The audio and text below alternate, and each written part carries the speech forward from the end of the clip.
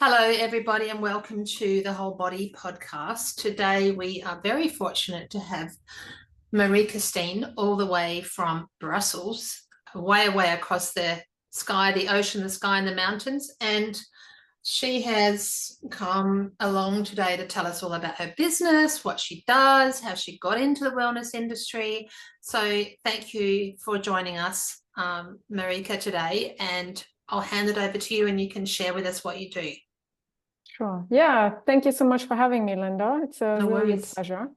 And I have really fond memories of Australia actually because I've spent a couple of months there and actually met my life partner there. So Which part of the yeah, world, which part of Australia were you in?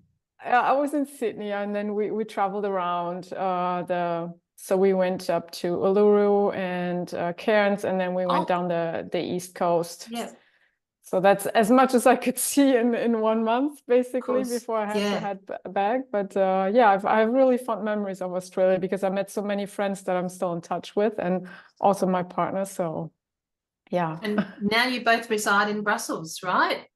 Yes, yeah, we ended up basically living in Brussels. He's from France, and I'm from Germany initially, so Oh, we kind of okay. ended up in the middle. In the middle. Yeah. In the middle, yeah. France is my second favorite country. I love it when we visit France and just cruise around. Yeah. But all of Europe is gorgeous. All of Europe. Yeah, So, France is really nice for sure. yeah. So over to you. Yeah. Tell us what you're up to, what you've been up Yeah, to. so basically I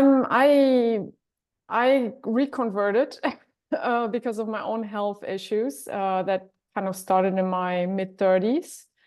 And so I was just really frustrated with or not getting any or good enough help, let's say, from the healthcare system. And in the end, I'm that kind of person who gets a bit stubborn and basically said, okay, if nobody helps me, then I will just do it myself. And I mean, I did have, so I've always been into nutrition and exercising, and I was always interested in it. And basically, I had kind of gotten to the point where I was really tired of trying again another new supplement, or because I felt like I really didn't know what I was doing. I was just, trying things, and I was really tired of that. And so I thought, okay, if I don't find anyone who actually can guide me here and give me real answers and help me get better, then I will just have to go back to school and do it myself.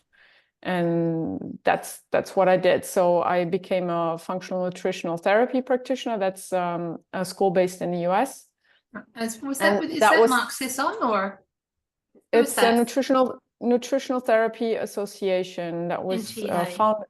Yes, exactly. Yeah. And Yeah. who's the founder of that? So I've looked into that. Um, Or who's he's the face his of that? name. Is it? Yeah, his name is I think Greg. I mean, I don't actually recall Oh, his name yeah. anymore exactly. Okay, I've got a He, face in my he's mind. he's out of it now.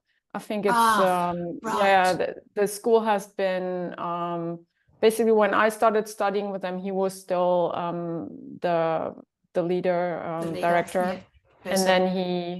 then he stepped down like I think a year or a couple of years later also Oh, to his own oh, health, I think, journey. So it's now basically by board of directors, oh.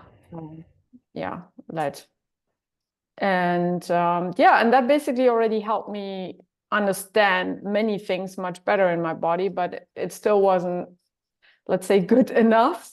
Yeah. So at that time, I was, I had food sensitivities. I basically started, I removed another new food every couple of weeks from my list of, what I could eat. And I had eczema in my face, like my eyes, they were like all bright red. It looked like I had, put on like way too much makeup. And so I was also really self-conscious about that, going to work and like every Yeah. day.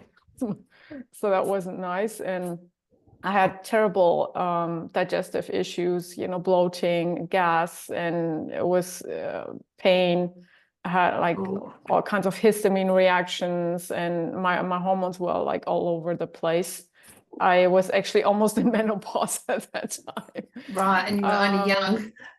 Yeah, it was in my mid-30s, and I actually didn't have a period for almost 1 year. It was 250 days I counted. Wow. Yeah. Just at the So threshold.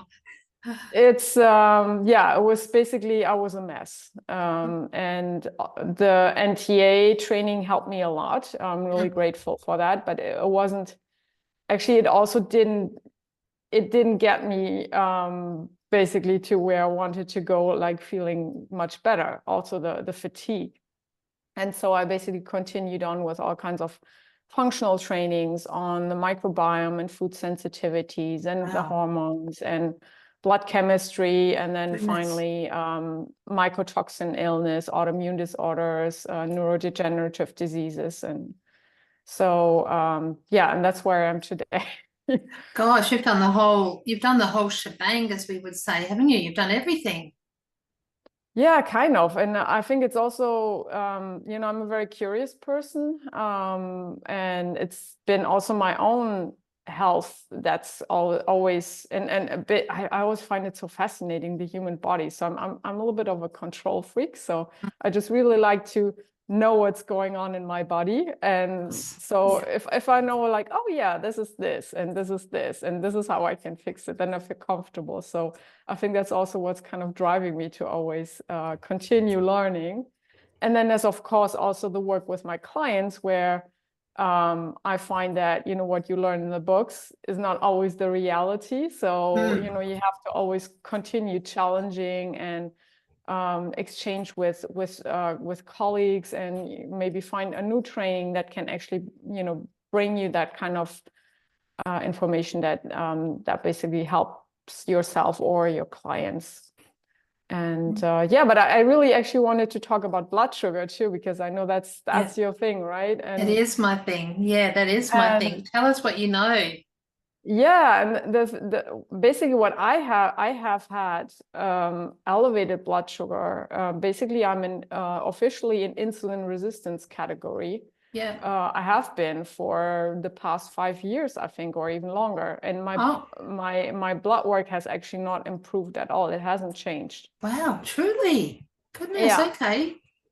And that it's not because of my diet. So Mm, that's basically an aspect that I wanted to bring to your podcast and your audience today, is because, I mean, we know that, starting off your day with a cup of coffee and a croissant, or, yes. like a piece of toast, that's not how you get your blood sugar, Mm, set up for a good balance yes, for the through the day. day. Yeah. But it can sometimes be, it can be food sensitivities that can actually Yes. increase your blood sugar. Interesting. Yeah. And then also other toxins. So basically anything that's stressing out your body, like, toxic overload, or your gut. So if you Mm, have a lot of, let's say, overgrowth of the bad bacteria in your gut, that will definitely impact your blood sugar. So sometimes, mm. because I mean, I'm a nutritionist, and honestly, I in the beginning, I did have room for improvement in the way I was eating, because, Yeah. and I see this a lot with my clients, they're actually eating pretty healthy, but then they Yes. snack on dried fruit, Yes. Oh, and basically they're basically eating too much fruit, and they're yeah, so basically it's pretty healthy. It's not people who would have like a Snickers bar, or yes. a bag of chips or crisps, as you say in British, as a snack. But yeah, basically there was still room for improvement in my diet. But then at one point I thought, okay, I really want to get to the bottom of this, because maybe it's still my diet. And I even reached out to colleagues and I said, I need somebody, please, here's my food diary. Tell me, because I mean, you can't be objective with yourself, right? You think you're doing everything Yes, right, of course. and Yeah, yeah, of course. yeah. Yeah. And sometimes even writing a food diary, I know with my clients, it's not often the answer either, because sometimes people write what you want, they think you want in their food diary. They're not actually 100% honest, right? Yeah, that can happen too, for sure. So have But you have you ever worn a glucose monitor, the continuous glucose monitor to see? Yeah, that's what I did. Yeah. Yeah. Okay. So basically, first I made some changes. I reached out to a colleague, and she said, yeah, you could probably go a little bit more low carb here and there. And so I did, but my blood work still didn't change. And it's also this, I feel like I'm constantly hungry. It's so annoying. Oh, So, geez. it's not, I know that, basically having elevated blood sugar, or, I mean, you don't feel sick, right? It may impact your energy. You basically feel like your cells are actually not getting access to that energy, especially if you're insulin resistant. But yeah, I mean, I think the dangerous thing is always that you don't actually feel sick, like you have bad stomach cramps or diarrhea every day, where you basically see like, oh, I really need to go see the doctor. no. And that's a dangerous thing with blood sugar, I think, because yeah, you may be a little bit hangry, like crappy when you don't when you can't eat immediately, or you get those kind of, oh, I really need a snack, or like a pick me up, a cup of coffee or something that will kind of bring me back on track. But I think most people don't even notice that, because it's so much part of their day to day, right? Yeah. And so basically I thought, okay, I want to do this experiment on myself with a continuous glucose monitor. And I also wanted, because I had learned with everything I do with working on hormones, that your blood sugar is actually much more stable in the first 2 weeks of your cycle, whereas then in the luteal phase, the second, which is the last 2 weeks of your cycle, your blood sugar is because you have much less estrogen in that phase. Basically, your blood sugar is much more sensitive. Gosh, I remember those days. And you're always hungry, right? I remember. Yeah. I remember those. So basically I set my test out to be, this continuous glucose monitor is good for 2 weeks. And I thought, okay, I will invest in it. I will wear it for 2 weeks. And I will basically start once I finish my period. So basically at the second week of my cycle. And then I will do 1 week of follicular phase and 1 week of luteal phase to compare. Right. And what did you notice? Yeah, so basically I found out one little culprit in my diet, because I had gone pretty low carb, and I just really wasn't thought, okay, what could it be now? Because is it the coffee, or because sometimes caffeine can do that too, right? But I was often having decaf. So then I noticed that when I was eating soy, that basically that made, I mean, I didn't have like big spikes, but basically those meals were much less. I had bigger spikes when I was having soy than when I was having animal protein. Gosh. And that may just be me, because I've done several food sensitivity tests, and soy has always been a little bit of a, like trigger. It has never been a trigger food, but it has been like a little bit elevated. So I think I may have a little bit of sensitivity there. And I mean, I do not eat it very often, but because I'm kind of eating with my cycle, I usually have a little bit of like organic tofu in the first 2 weeks of my cycle. And so that was one thing. And then basically coffee, or even a piece of chocolate after lunch wouldn't do anything to my blood sugar, but just a tiny bit of oat milk in my coffee. Oh, yes. Yeah. A tiny bit. Yeah. And I mean, oats is something, yeah. I've loved oats. Oh my gosh. I mean, I used to have, oatmeal for breakfast, and I just really love oats. Yeah. And it's something I've been saying to my clients too, who like oats. You need to be careful with them, because especially if they are not like the big leafy ones, they can really spike your blood sugar. But I thought I was paying, I was always looking at the labels and only buying the oat milks that had lowest sugar content. So it was maybe like at the highest, like a 6 gram of sugar per 100 milliliter, which is not too high. I mean, there's some oat milks that have 7 or even 8. And then sometimes it was just, it was basically between 5 and 6 grams, I think, the ones that I bought. But basically, once I stopped the oat milk, on my continuous glucose monitor, my HbA1c was an average of 4.8. Well, that was okay. 4.8 is okay. Yeah. And I mean, in my blood, it has been basically at what is it, 5.6. Right. Oh, wow. Yeah. So you would obviously enjoy the HbA1c count. That's the one you need to have as your marker, right? Because that's the longer period in your blood. Yeah, exactly. I mean, and I know you can't like exactly compare the continuous glucose monitors. They basically go, they measure the blood sugar in your intracellular fluid.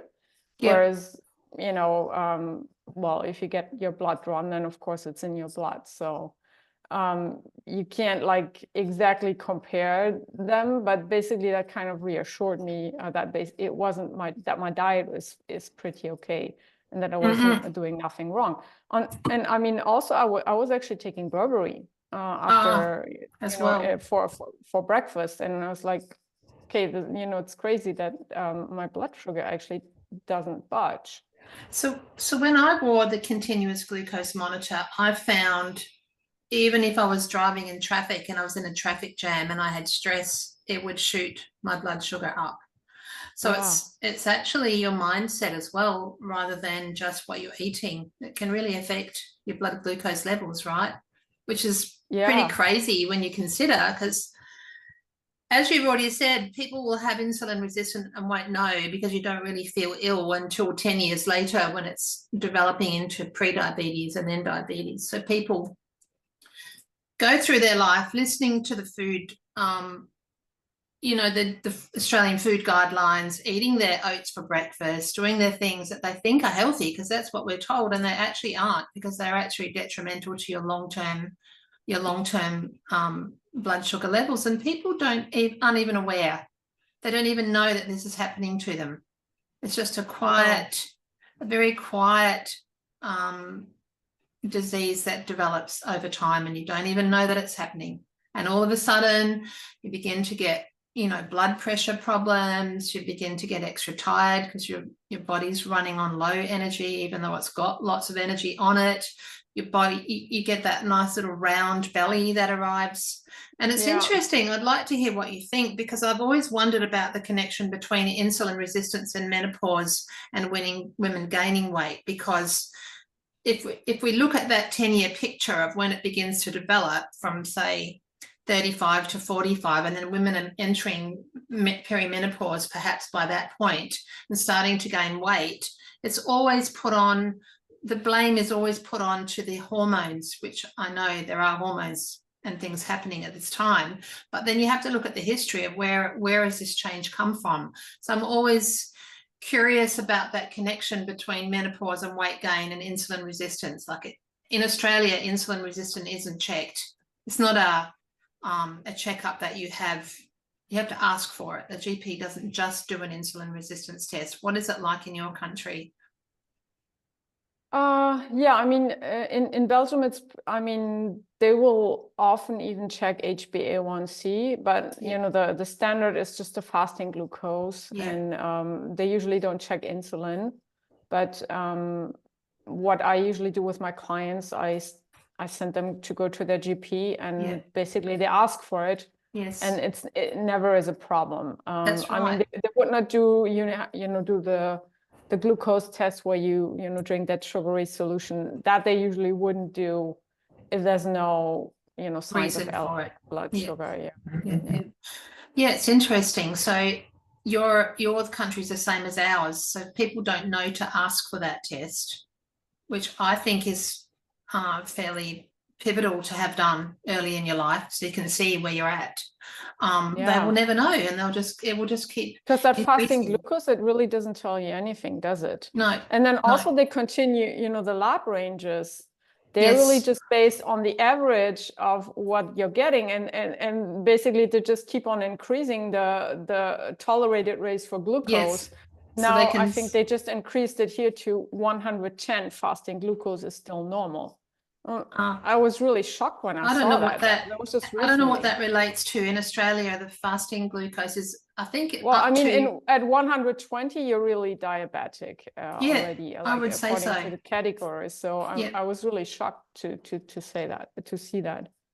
I looked. But yeah, to answer your question, I mean, I think it's it's the hormones, yes, but it's also, so basically when our progesterone declines, that makes our cortisol, our stress hormone, go up.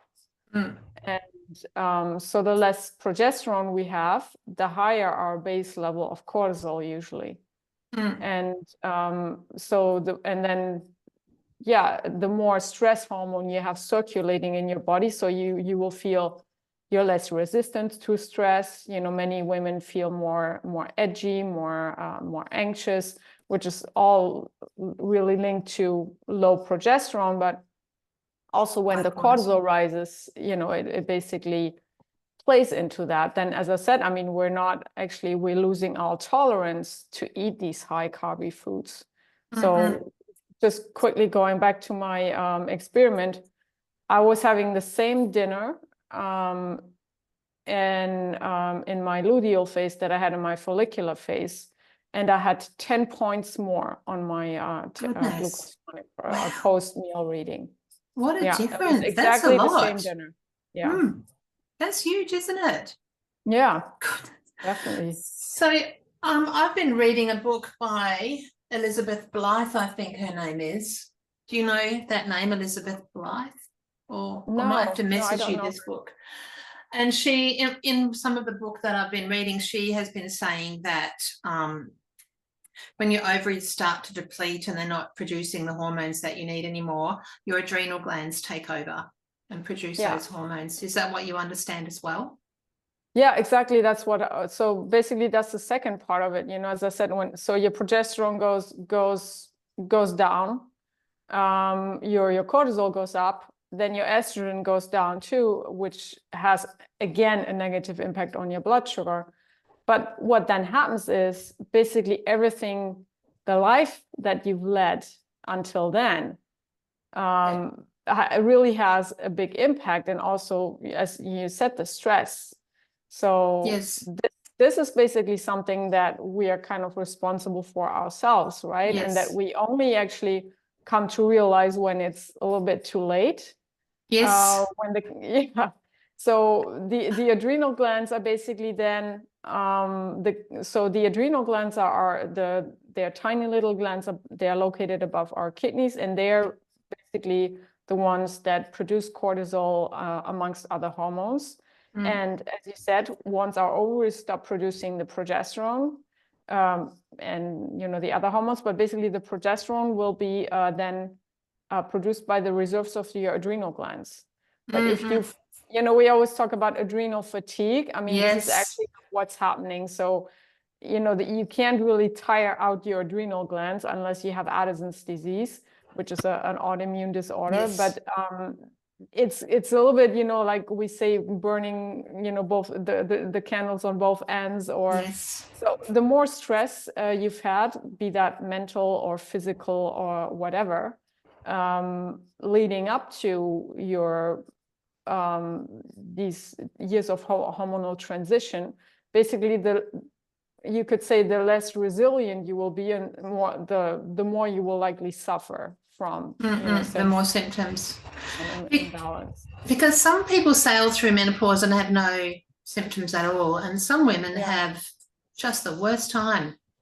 The worst time. I've sailed through. I've had temperature, like I've been hot, but compared to other women that I've spoken to, I haven't really had very much Yeah, good on you. Deal with. Yeah. According to the statistics, it's now 80% of the women who actually really suffer. And I mean, even look at now what's happening. It seems like almost every fifth client I see has, oh yeah, I also have endometriosis. It's actually Yes. something like it seems everyone now has endometriosis or PCOS. Yes. And it's just becoming a part of our normal. So, you know, like hypothyroid. Oh yeah. Oh yes, yeah, I have Hashimoto's too. So people even forget to tell you because Forget it's to like, tell you. oh yeah, I have that too, you know. So and doctors never actually seem to really explain to people as well what it means. They just give them a hormone. So yeah, so you have this, now you take this medication and that's it, and you go home. And so I think many women are actually not even aware. I mean, yes, of course, endometriosis is a very painful condition, and also Yes. PCOS. I mean, those are things that you are aware of, and you've probably tried, you know, to manage them. But I really think that our lifestyle today, the environment that we live in, Yes. is just really contributing to that a lot. You know, with just look at all the hormone disruptors we're exposed to on a daily basis, or have been. Yes. How polluted our waters and cities have become, the air that we breathe, and then that lifestyle where, I mean, I don't want to say that, you know, 100 years ago it was also great because women were just at home, but I think now women are really just trying to do too much. You know, you want to be have the perfect career, have 3 kids, be the perfect wife, be the joyful friend who's always there for you and is partying. And so I mean, it's basically, I think women can do a lot, and I certainly wouldn't say, you know, I mean, I'm that person too, and I'm continuously working on my stress. Yeah. But I think it's probably a bit too much what we're actually putting on our plates, and maybe also the expectations that we're setting to ourselves are. Yeah, I think so. I agree. Yeah. And I always say that really this time of transition, you know, where you're in perimenopause, like basically any time after 40, it's really, now is the time where you have to take care of yourself. There's no way to cut corners anymore, because otherwise you will suffer. Exactly. That's what I believe. I feel like almost the role of women has been forgotten, or it has changed so much. Women are you know, I watch my daughters running around with their children, and they're pretty easygoing people, and I meet other mothers that have the school run, the work run, the dance class after school. This one's got to go to baseball, that one's going to netball, and the mothers are running. So something at the end of this has to give, and it's either, well, it's probably a few things. It's your stress will be very high. Perhaps relationships begin to struggle, but also the ability to have healthy food, nutritious food is it goes out the window unless you've planned. You know, there's no time for planning, and everyone's so busy. It's really watching this from an outsider's perspective, because I've got all my children have left home now.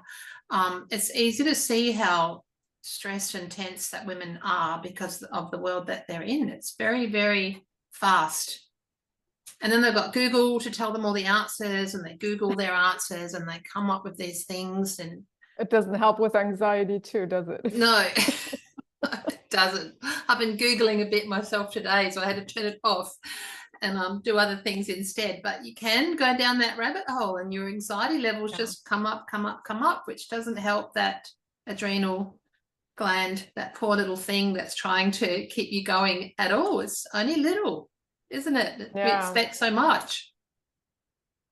Yeah, and I mean, I also often see women just and I mean, that's just human, right? But you're just really looking for that, you know, give me that supplement. Yes. And I always say, like, okay, let's first take something out, take something off before we actually add more, right? Yes, so good people idea. I see sometimes people really wanting to dive into that gut protocol, and they want to take all the supplements and do all the things, but the stress management, No, there's no room for that. Or change of diet is also, so basically, and those are the hard things, right? To be honest, I mean, that's really the change of behavior. That's really what's the hard thing to do. I mean, adding another supplement to your regimen. I mean, some people do struggle with that as well, but I mean, for most people that's pretty easy. But I mean, that expectation that, just taking one more thing will actually, solve all your problems. I mean, it would be great, right? If we had that kind of thing, but Yeah, unfortunately, that's not how it works. I feel like we've grown up in a world of expecting things to just be done for us, like take that tablet or have that operation or have that vaccine or do this or do that, rather than becoming more conscious of who we are as humans and listening to our bodies. We just don't have the time. We just would rather take something to fix it. Maybe antibiotics are to blame.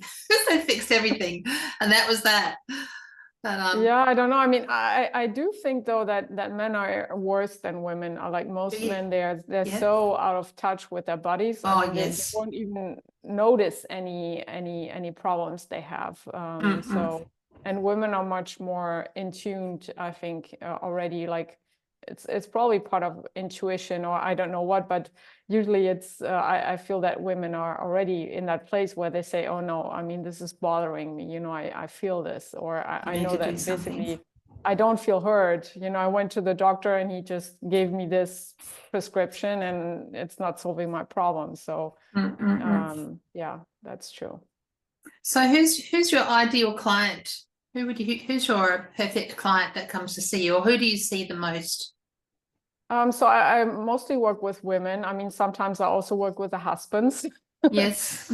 But yeah, I essentially work with women. And so my ideal client is a woman who's in her 40s or past 40, who's really struggling with all this hormone chaos, who has this feeling of being like a stranger in the body, who doesn't recognize herself anymore. And I just feel it's so sad, that you have to kind of live through this, although there's so many solutions. There's so many things that we can do. There's herbal supplements, there's bioidentical hormone therapy, there's diet changes and lifestyle changes. And basically we have such a big toolbox of things that we can do to help us feel better. But most women don't know about this. And most doctors also don't. So usually they go to see their OBGYN and they will give them the pill or maybe an antidepressant. And that's kind of the standard. That's what you get. And then you go home and feel like, okay, so because I have anxiety and I have basically these mood changes. Well, okay, here's your antidepressant, so you feel better, right? Yeah. Actually, you also don't feel validated, right? I mean, it's you basically feel like, okay, so I'm this kind of crazy person now, and I still don't actually know what's going on in my body. So this is kind of what I want to. This is the void that I want to fill with the activity that I'm doing today, and I mean, I do actually also have quite a lot of clients with autoimmune disorders like, thyroid, Hashimoto's or Graves or endometriosis. And yeah, a whole like migraines is also something that I've struggled with up until my mid-30s really regularly. And so, these kind of chronic health conditions is also what I work with. And that also usually kind of comes back, when you get into this kind of transition of hormonal fluctuations. Right. And yeah, and I mean, kind of blood sugar balance is always the base where I start, right? And then sometimes that actually means, like in my case, I've had mold exposure, and I actually have more and more clients who also have mold toxicity. Right. And that really messes up everything. It messes up And your gut. does the mold stay in your body? You have to actually get the mold out with supplements and herbs and yeah, that's the thing. I mean, basically it will just create, it will create usually yeast overgrowth in your gut. Which causes bloating and pain. Is that Yeah. Yeah, exactly. It will damage, your gut lining, so you can get leaky gut again and food sensitivities. You can get skin disorders. I have one client who has vestibular migraines. So it can, vertigo, dizziness. It's not always about really having respiratory issues. I've never had that. You can get those kind of stealth infections. I have that one too. It's like a lung parasite.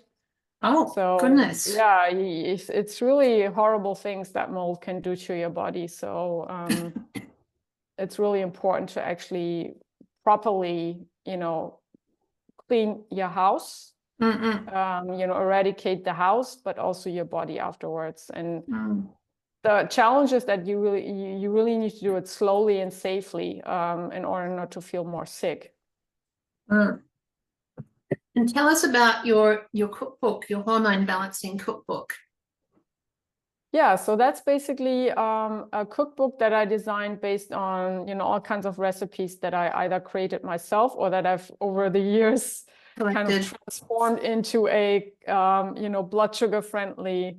So basically I call it for a cookbook for hormone balance, but it's essentially really a cookbook also for blood sugar balance. So because that's hormones, isn't it? That's exactly, hormones as well. Because really for me that's the base for, if your blood sugar is not balanced, you also cannot have good hormone balance. And that's true. So true. Yeah, and so basically, essentially, that's what it is. They're all very blood sugar friendly recipes, and then there's also focus on specific ingredients that may support estrogen metabolism or estrogen production or progesterone or testosterone. So there's a little bit of information on these kind of focus foods, and there's a protein cheat sheet, like, how do you actually get to eating enough protein in a day? Because that's the next thing, isn't it? We have to eat more protein. Yeah. Yeah. And everyone is going vegan. So yes. the challenge is getting higher and higher. But yeah, so basically it's a recipe book, but then there's also, a shopping list and meal planners for 2 weeks. So it's kind of a guide as well that helps you, to eat and not to eat food lists. So it's really like a complete kind of set of resources, a resource that people can use. I think it's a good way to get started on a low blood sugar or balanced blood sugar diet, really. Yeah.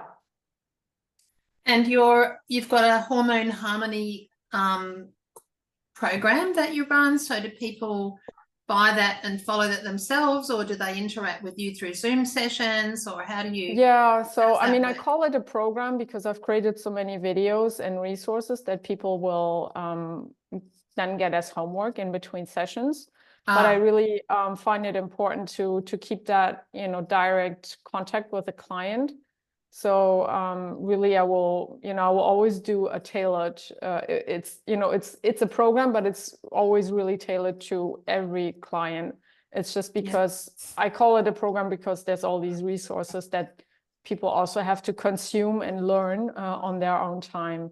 And then sometimes I also have clients for whom that's really too overwhelming, and who will really just do the one-to-one sessions as well. There's so much. And I think sometimes when you open up that rabbit hole, it's just you get sucked into all the things that you need to do, and it's like overwhelming, isn't it?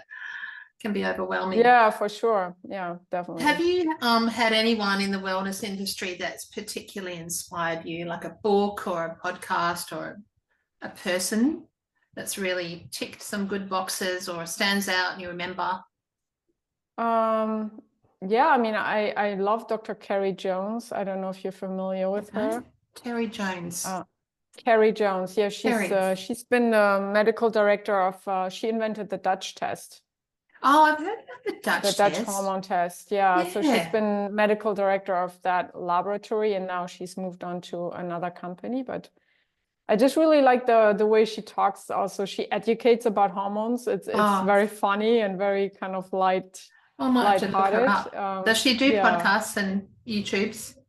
Yeah, you'll find a wealth of information on her. Oh, I mean, I'll she have a does look not have then. her own podcast, but she's regularly invited, I think, to podcasts. And Yeah. yeah, and I've really, I mean, I really have to thank the founders of the restorative wellness Ah, solutions, where I did all my functional trainings, because that really so basically I, essentially, like 7 years ago when I was that sick, I now know I also had mold toxicity at that time, but I never knew that I yeah, had yeah. exposure to it. And now I've just recently been exposed again to mold in our new home. And Oh, so it basically just helped me, put all those pieces together. But, at that time when I was having all these gut issues and everything, this training really helped me solve all my problems finally. And also they provided me with enough information where I felt confident helping people with other people with the same issues. So yeah, of course. Yeah. yeah. Oh, good. And what would be if you had 3 tips that you would give to someone to start being more conscious of themselves or finding a way to wellness, what might they be? I think if you I think like an easy thing that probably everyone can do, and that sounds feasible, is probably just taking 1 to 3 minutes every day where you just get still and you just go inside. Yeah, powerful. And Yes. I mean, I started off with guided meditations via, there's different apps that you can use for Yes. that, but also there's this kind of candle exercise where you just sit and you stare into a candle for, Yeah. 3 minutes. Yes. So just really just getting still. And I think Yes. that's a way where you can, and once you actually find back that connection with your inner self, Yes. I think you will get a lot of answers, and you will get a lot of signs, and that you then can follow. So I that's like that. probably something, and that can also put you on a path to more mindfulness, or maybe exploring meditation or things like that a little bit more. And it's not too much time every day, right? No, 1 to 3 minutes, you can do that. Anyone Yeah. can do that. That's when you do stop and you do that, you do notice a difference, don't you? Your day is better, you can think clearer. Yeah, I like that. That's nice. Yeah. Yeah. Okay. Well, I've looked a little bit on your website, and I see that you like getting out in nature, that you like cooking, you like hunting for herbs. So what herbs do you have in nature that you find?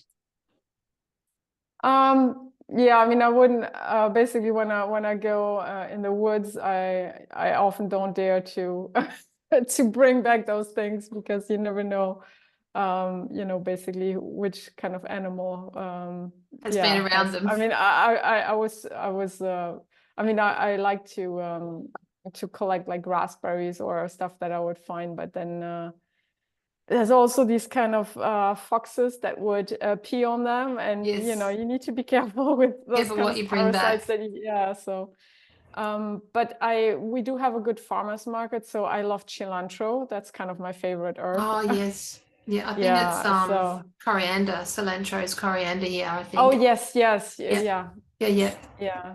Yeah, I like So that's one of coriander. my favorite herbs, really, because I love that taste, but it has, so many detox properties. And yeah, that's basically one of my favorites, I guess. And I also love basil. Oh, yeah. Yeah, I yeah. like all the fresh herbs, really, and like to mix them together as a pesto or something like that. And They're pretty nice, actually. You've got me thinking I might have to make some of that this afternoon. That sounds like a nice thing to have. I haven't had it for a long time. yeah, I think it's a great way to actually get in more vegetables, and you can even, make a pesto and add some broccoli in there, or, if you're not keen on, if you're not good at eating a lot of vegetables, Or Yeah. you can use some leftover, like if you have some rocket salad, that's not that nice anymore. You can just make a pesto out of it. So it's a way to, not waste food, but and still get in some vegetables as well, or get in some greens by just having a topic or a dip that you use. Yeah. Put it over your meat or whatever. Good. All right. Well, thank you for speaking with us, Marieke. It's been really insightful, and you've got a wealth of knowledge, I can see by all the things that we've talked about, to share with anyone that would like to touch base with you. And you're fairly findable on the internet under your name. Yes. Marieke Steen, Marieke Steen, I keep saying it wrong, Marieke Steen from Belgium. So thank you very much, and I really appreciate your time. Yeah, me too. I appreciate you having me. It was such a fun conversation. It's nice. Thank you.